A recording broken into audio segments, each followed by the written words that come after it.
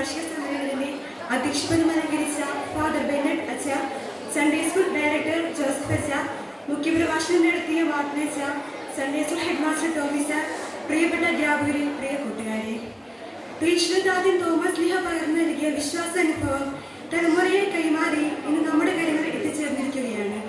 വിശ്വാസ പരിശീലന ക്ലാസുകളുടെ ഈ വിശ്വാസത്തെ നമ്മൾ ആഴ്പ്പെടുകയാണ് ചെയ്യുന്നത്.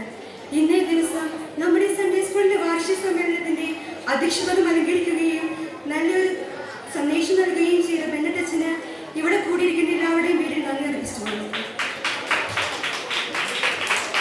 നമ്മുടെ സൺഡേ സ്കൂളിന്റെ എല്ലാ പ്രവർത്തനങ്ങൾക്കും നേതൃത്വം നൽകുന്നത് നമ്മുടെ വികാരി അച്ഛനാണ്.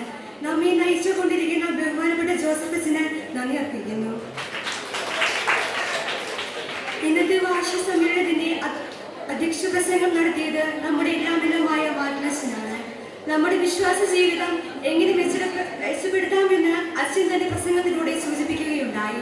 നല്ലൊരു സന്ദേശം നൽകിയ മാർട്ടിൻ അച്ഛന് നന്ദി അർപ്പിച്ചുകൊള്ളുന്നു.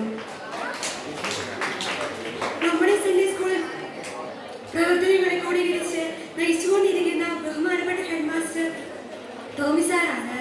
നല്ലൊരു സന്ദേശം നൽകുകയും നമ്മെ നയിച്ചുകൊണ്ടിരിക്കുകയും ചെയ്യുന്ന ടോമി സാറിന് നന്ദി പറയുന്നു.